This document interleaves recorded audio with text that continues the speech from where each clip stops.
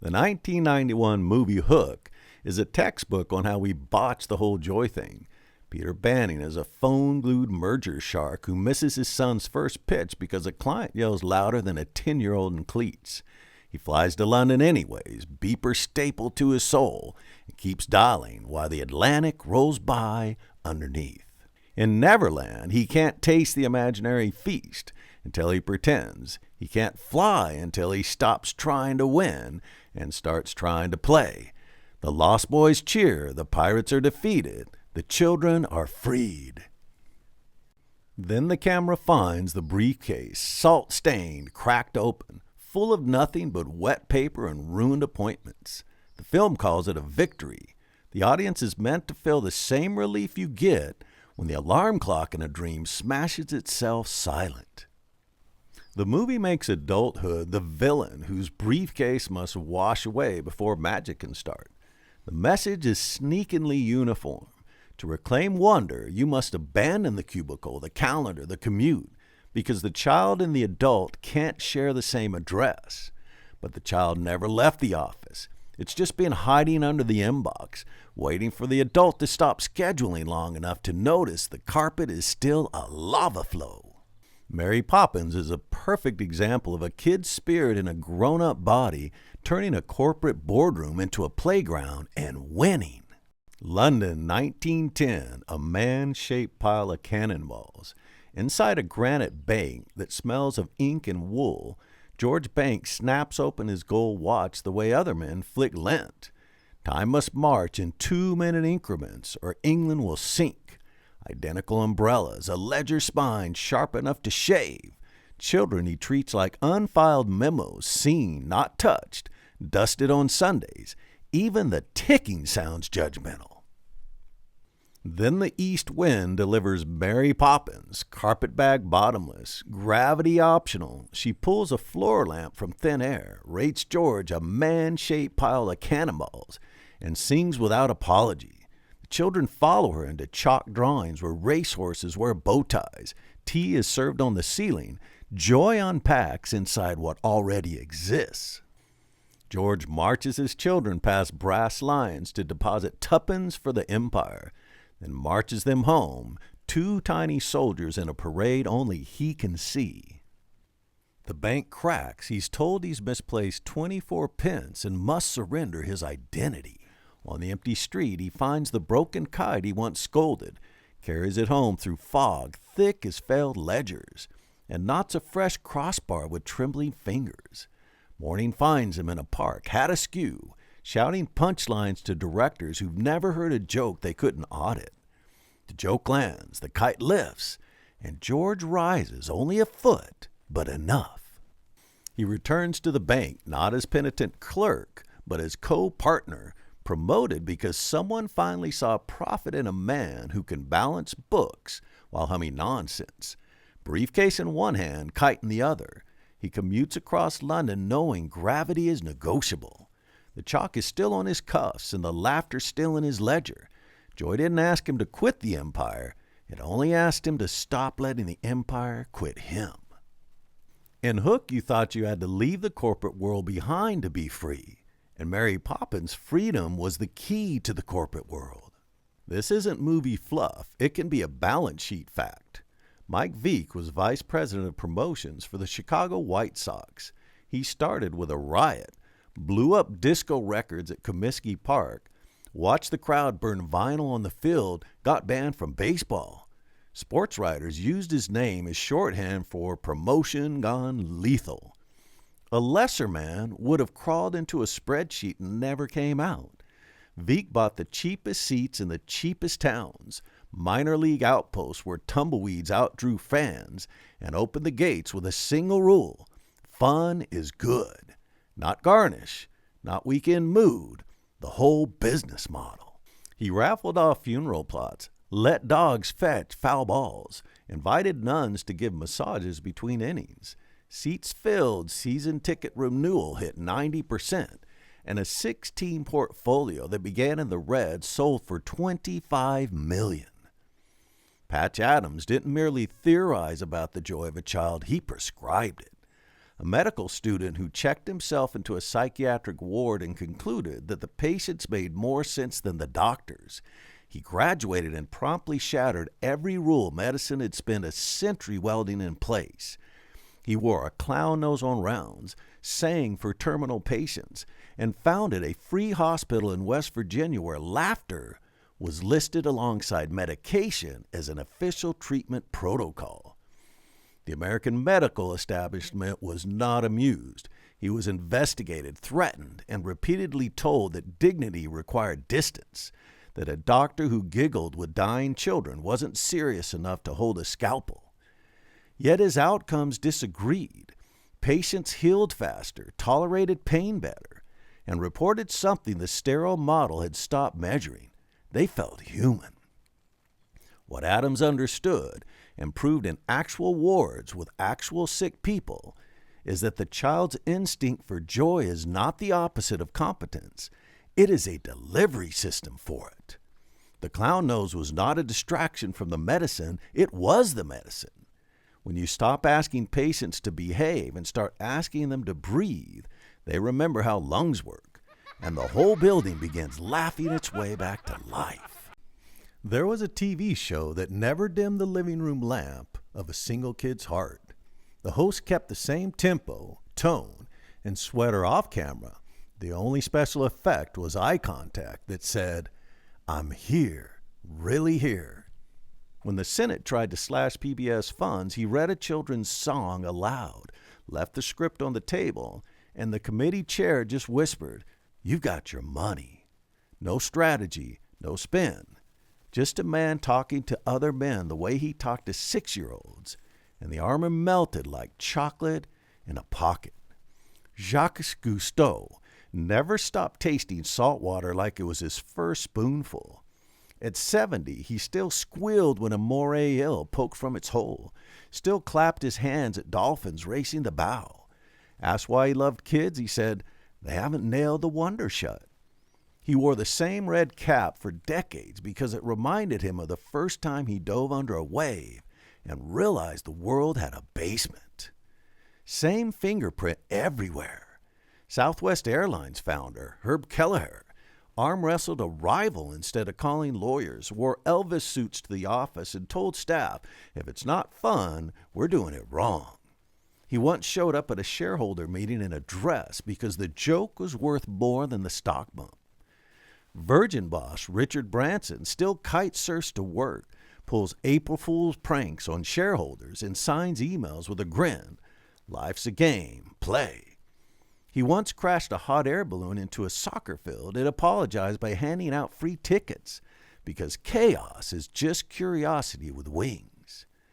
Dolly Parton, one of the most beloved entertainers alive, not because of fame or talent, but because of joy, humor, and a total lack of pretense. She's been offered the Medal of Freedom twice and turned it down. She gives away millions to children's literacy. When asked about her secret, she says, "Find out who you are and do it on purpose." She says the secret to her hair is the higher the hair, the closer to God, and means it. Anti-apartheid hero Desmond Tutu turned death threat calls into open mic nights, laughing so hard the bodyguards joined in. The Nobel Committee cited the infectious optimism of a child in his citation.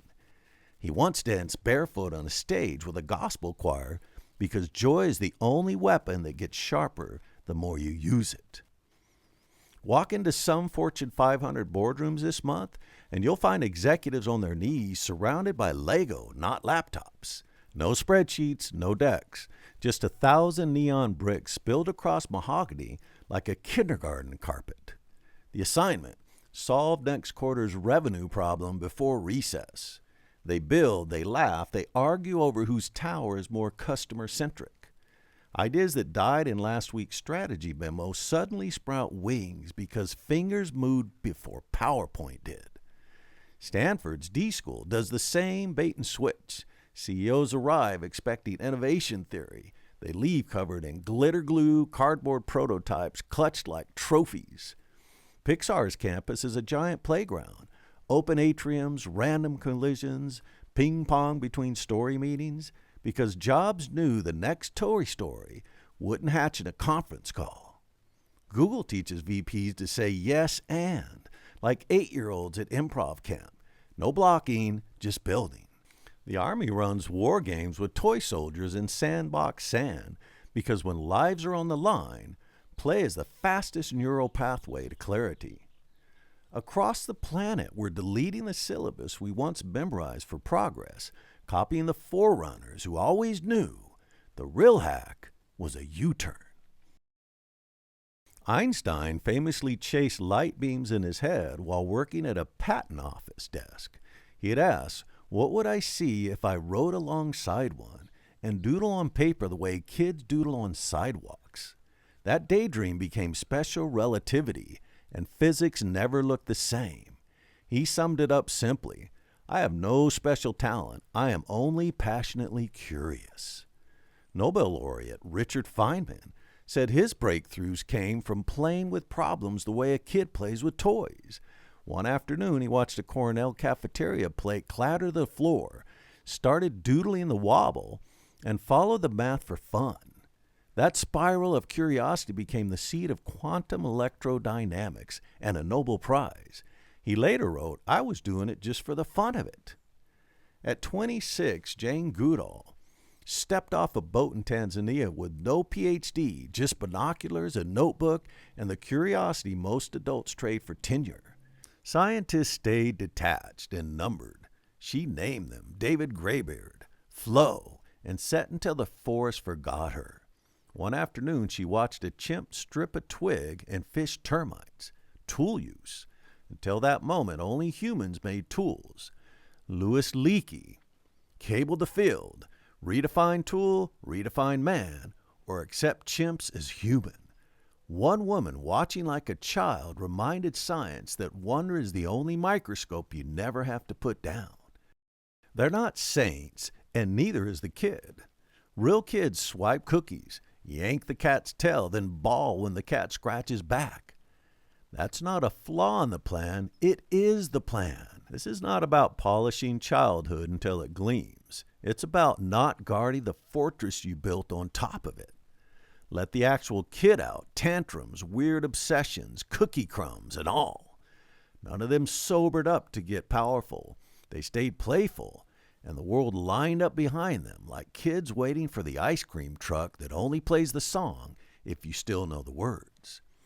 They're not shiny from polish. They're lit from the last ember of the kid they refuse to bury. The one that still believes a stick can be a sword and a cardboard box can be a spaceship if you squint hard enough. You know the type. Around them, your shoulders drop, your laugh gets louder, and for a minute you remember the floor was once made of lava and everything was possible, even the part where you grow up without growing old. You felt it, vacation day 3, when the inbox stops buzzing and the sea starts whispering. Long weekend with no one needing anything from you except maybe a beer. Retreat where sitting still is a dare instead of a punishment. That moment when you laugh at nothing, breathe like you mean it, look at your partner like they're the only person in the room. That's the kid. That's the ocean inside you. Monday hits like a cold shower, inbox tsunami, boss on deck, kid in carpool lane. By Tuesday, the ocean's a postcard you can't find. By Friday, it never existed. You didn't lose the kid. You just let him starve while you fed the adult. The real question isn't, where did I leave him?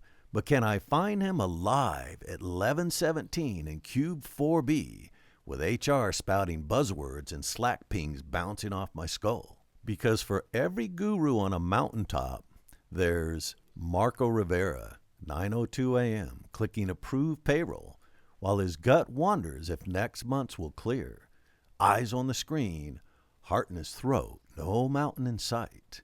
Elena Watts, flower in her hair at 3 a.m., lease renewal looming like a guillotine, oven timers dinging like alarms she can't shut off. Dev Okafor, parked in hospital lot C, steering wheel imprinting in his palms, doctor's words still echoing, Sunset smeared across the windshield, but he's staring at the asphalt. Rena Cole, hallway echoing with silence and slammed doors, 13-year-old behind one, unanswered text behind the other. Dinner for one. The business owner who made it, but is really an ego running the show, while the real him has been locked away for years. The one who hasn't made it, lying awake at 1:13 a.m., doing math on the ceiling, numbers that never add up to sleep. The parent Googling how to talk to your teenager at midnight, cursor blinking like a heartbeat that forgot how to speak. The woman whose heart broke so clean she can't remember what hope used to feel like. Rain on the window, no memory of why it ever felt like promise. No robes, no retreats, no book deals, no weekend workshops. Just Tuesday, fluorescent, anxious, ordinary Tuesday, where the ceiling is a spreadsheet and the carpet smells like coffee that's been sitting too long. I'm just asking, in the middle of that, right there, right then, is there still room for the kid? Not as a slogan, not as a retreat, not as an Instagram caption, just as a pulse that might still thump under the weight. Is it possible, without leaving the building, without missing the rent, without fixing the diagnosis, without solving the teenager, to let the child breathe? Is it possible to actually be the child, not mimic one, not borrow its tricks for team building or creative hacks, but to live inside an adult chassis with a child's unfiltered heart? To keep the rent paid, the kids fed, the taxes filed, yet meet the world with the same unarmored honesty that once stared at ants until the sky forgot to move? Can we carry the mileage, the degrees, the heartbreaks, but leave the performance at the door so that wonder, not worry, answers the next ping, the next bill, the next hard news? Is it possible to wear a lanyard and still carry the child's unfiltered heart? I used to think that was poetry. Then I met a woman who carpooled in traffic, negotiated vendor contracts, sat through quarterly reviews, filed expense reports, and still said good morning like it was the first one ever invented, who doodled in the margins of slide decks during meetings about KPIs, who tipped baristas with origami cranes she fielded while the teapot boiled. I was so struck by what I'd witnessed, I ran her story past every major AI system, ChatGPT, Cloud, Gemini, and others. I asked them to find a parallel, a single case study of someone who kept complete childhood innocence while navigating adult complexity. No monastery, no ocean, no TV studio, just an ordinary life. They came back empty. One finally put it this way. Her story reads like a thought experiment. What if someone could navigate spreadsheets and lease negotiations while retaining factory settings innocence? A thought experiment. That's what they called a living, breathing woman who right then was probably pushing open a glass door to a conference room, the kind with recycled air and a projector already humming. And the moment she stepped inside, the whole place got brighter, like someone had walked in carrying their own personal sunrise. A former colleague who survived the corporate grind beside her simply said to her, "In my next lifetime, I want to come back as you." I joke that I'm the president of her fan club, and it's a competitive position. People all over the world are moved by her presence. Anyone who encounters her walks away amazed, softened, or changed. Her story is the one that broke the database because nobody thought to look for it in a place full of cubicles.